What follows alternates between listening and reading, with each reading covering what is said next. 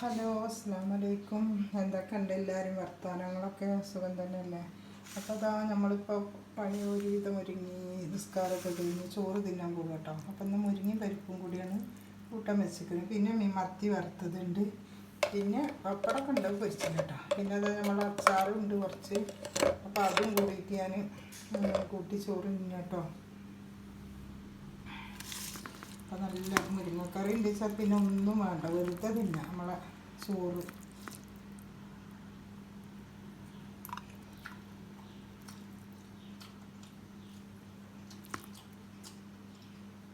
അടിപൊളി.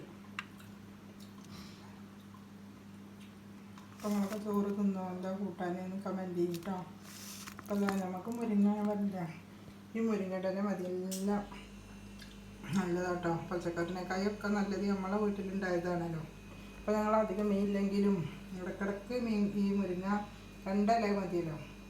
അപ്പോൾ അതാണ് കേട്ടോ ഇടയ്ക്ക് വെക്കുക. ചിലപ്പോൾ കുമ്പളങ്ങ മേടിക്കും, ഇടയ്ക്കൊക്കെ അങ്ങനെ വാങ്ങും. അപ്പോൾ നിങ്ങളെല്ലാവരും ഇഷ്ടമാവുക വെച്ചാൽ ലൈക്കും സബ്സ്ക്രൈബും കമൻറ്റും ഒക്കെ ചെയ്യണേ.